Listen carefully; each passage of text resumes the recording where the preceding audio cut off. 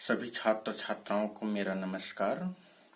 मैं मधुसूदन सिंह राजपूत सहायक प्राध्यापक समाज शास्त्र के पद पर शासकीय इंदिरा गांधी महाविद्यालय पंडरिया जिला कबीरधाम छत्तीसगढ़ में पदस्थ हूँ। आज हम समाज शास्त्र विषय के अंतर्गत एमए समाज शास्त्र द्वितीय सेमेस्टर की 7वें paper quantitative research techniques in sociology के इकाई 4 के अंतर्गत अपकिरण की माप स्टैंडर्ड डेविएशन प्रमाप विचलन का अध्ययन करेंगे। आप सभी केंद्रीय प्रवृत्ति के निकालने की विधि से परिचित हैं। केंद्रीय प्रवृत्ति के मापन में पूरे चर या समंग को एक एकल मान के रूप में प्रदर्शित करते हैं।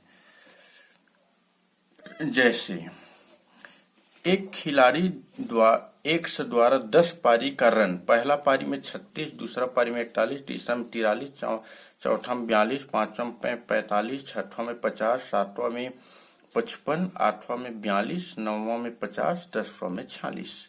तो इसका औसत जब निकालेंगे तो 45 आएगा। इसका अर्थ यह हुआ कि वह खिलाड़ी लगभग सभी मैचों में 45 रन के आसपास रन बनाया है। तब इसलिए यह औसत 45 केंद्रीय प्रवृत्ति का माप पूरे पारी के रनों का प्रतिनिधित्व करता है, किंतु इससे हमें चर के मूल्यों के विषय में बहुत ज्यादा जानकारी नहीं मिलती है। जैसे दूसरा उदाहरण ले रहे हैं। दूसरा खिलाड़ी वाई द्वारा 10 पारी का रन, पहला में 10 रन बनाया, दूसरा में 100, फिर तीसरा में 25, चौथा में 80, पांचवा में 0, छठवां में 3, सातवां में 75, आठवां में 10, नौवां में 5, 10वां पारी में 142। इसका भी औसत 45 है। तब सामान्यतः निष्कर्षतः ये निकलता है कि दोनों खिलाड़ी द्वारा लगभग 45 है औसत, तो अगले भी पारी में लगभग 45 के आसपास बनाएगा। लेकिन यहाँ पे विस्तार सबसे छोटा 36 है और सबसे बड़ा 55 है, लेकिन यहाँ पे सबसे छोटा 0 है और सबसे बड़ा 142 है। इससे यह निष्कर्ष निकलता है कि हम सिर्फ औसत के आधार पर अनुमान नहीं लगा सकते। औसत के आधार पर अगले पारी का अनुमान लगाना बहुत कठिन है। इसके लिए हमें समग्र में समंकों के फैलाव की गणना करना पड़ेगा। समंकों की फैलाव यहाँ 36 से लेके 55 है, यहाँ 0 से लेके 100, यहाँ 0 से लेके 142 है। तो एक समग्र में समंकों के फैलाव की गणना या तुलना करने के लिए जिन रीतियों या मापन पद्धति का उपयोग किया जाता है उसे ही अपकिरण की माप कहा जाता है। और अपकिरण के मापों में प्रमाप विचलन का सांख्यिकी में प्रयोग सबसे अधिक होता है। अब प्रमाप विचलन के विषय में अध्ययन करेंगे। प्रमाप विचलन या स्टैंडर्ड डेविएशन या मानक विचलन। तो मानक विचलन या प्रमाप विचलन एक संख्यात्मक मान है, एक गणितीय संख्यात्मक मान है जिसका उपयोग दिए गए आंकड़ों के मूल्यों के फैलाव का वर्णन करने के लिए किया जाता है। किसी समग्र में जो आंकड़ों का मूल्य है वह कहां से कहां तक फैला है लगभग। मानक विचलन या प्रमाप विचलन आंकड़ों के समुच्चय का उसके समांतर माध्य से अपकिरण या फैलाव की माप है। तो यह जो मानक विचलन है वह समांतर माध्य से निकाला जाता है। समांतर माध्य से जो पूरे आंकड़ों का समुच्चय है, पूरे जो आंकड़ा है ये इसके समुच्चय, इसका समांतर माध्य से कितना फैलाव है, कितना अपकिरण है, उसका अध्ययन करता है। इसे एस डी या सिग्मा से प्रदर्शित करते हैं। सूत्र, मानक विचलन का सूत्र सिग्मा बराबर square root sigma D square बटा एन, जहां डी समांतर माध्य से विचलन को प्रदर्शित करता है। तो इससे समांतर माध्य और इससे तुलना करने पर ज्यादा बेहतर अनुमान निकल सकता है। जैसे पहला खिलाड़ी का 10 पारी का औसत 45 है, दूसरे खिलाड़ी का भी 10 पारी का जो रन का औसत 45 है, लेकिन पहला जो 10 पारी का है मानक विचलन 5 के लगभग है, 5 दशमलव कुछ 5 के लगभग मान लेते हैं, और दूसरा पारी जो दूसरा खिलाड़ी है उसके द्वारा 10 पारी के जो विचलन है वो 48 के लगभग है। तो इन दोनों का औसत कर इन दोनों से व्याख्या करने पर, जैसे औसत 45 है, मानक विचलन 5 है, इसका निष्कर्ष ये निकलता है कि ये औसत के 5 रन के आसपास इसके अधिकांश मूल्यों का फैलाव है। जैसे 45 के 5 रन कम 40 हो जाएगा और 5 रन ज्यादा 50 हो जाएगा।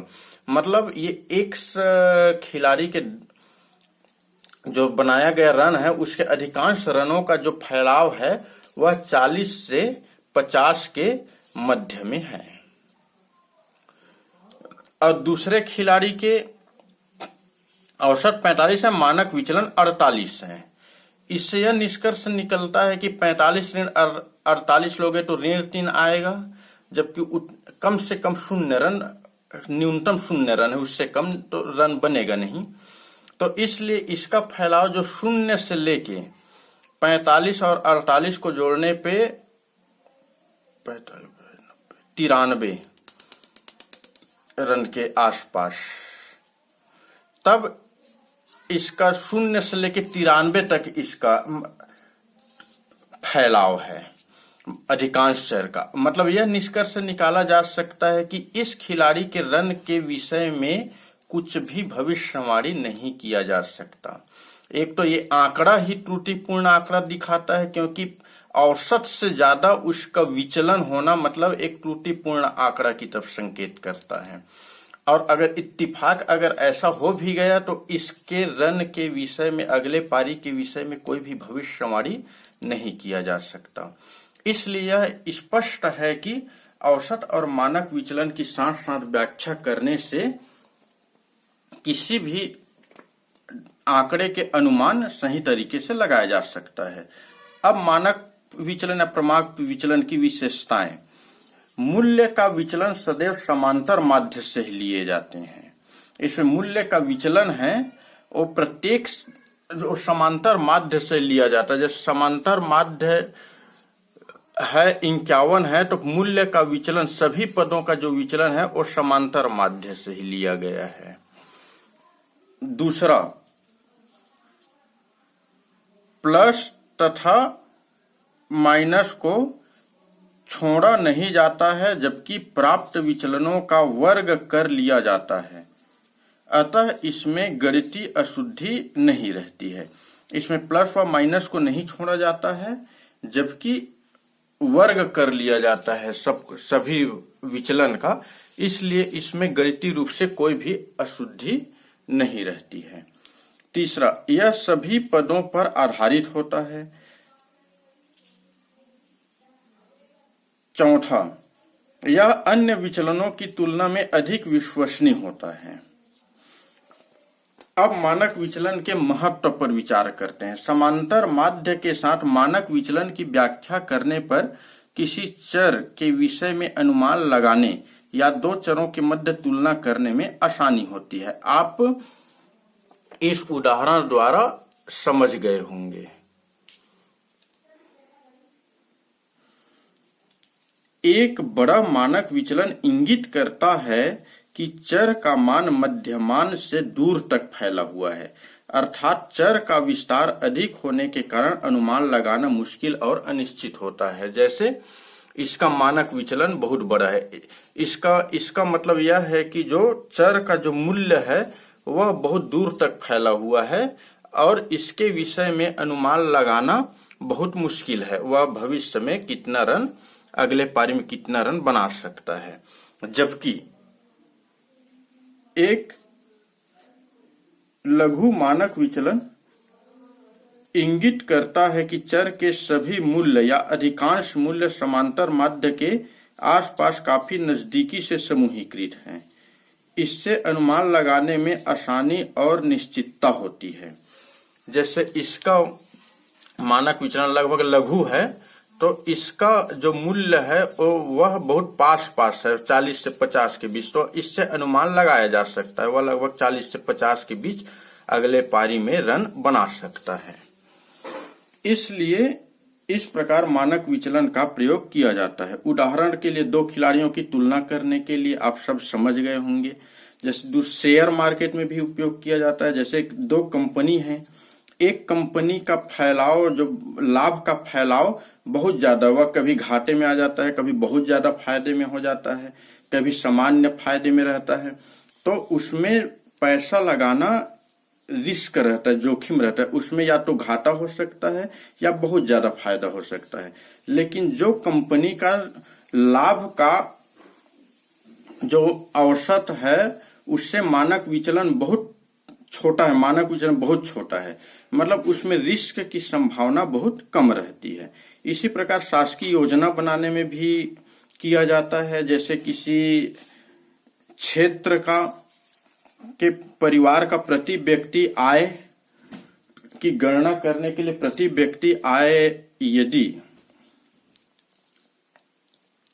20,000 है, जबकि विचलन बहुत ज्यादा है, मतलब किसी परिवार की आय 500 भी हो सकता है और किसी परिवार की आय 50,000 भी हो सकता है मासिक आय, तब इस मासिक आय के आधार पर हम योजना बनाएंगे, तब योजना के असफल होने की संभावना बढ़ जाएगा। जबकि उसको स्तर में बांट के, मानक विचलन को कम करके उसे कई स्तर में बांट के मासिक 500 से 5,000, 5,000 से 10,000 ऐसे करके सभी के लिए अलग अलग योजना बनाने पे सरकारी योजना जो सफल हो सकता है। इस प्रकार समांतर माध्य के साथ मानक विचलन की व्याख्या करने से किसी चर के विषय में अनुमान लगाना आसान हो जाता है। तो मैं आशा करता हूं कि आप सभी मानक विचलन के विषय में समझ गए होंगे। अब मानक विचलन को निकालने के लिए हम इसके अगले पार्ट अर्थात पार्ट 2 का अवलोकन करेंगे। धन्यवाद।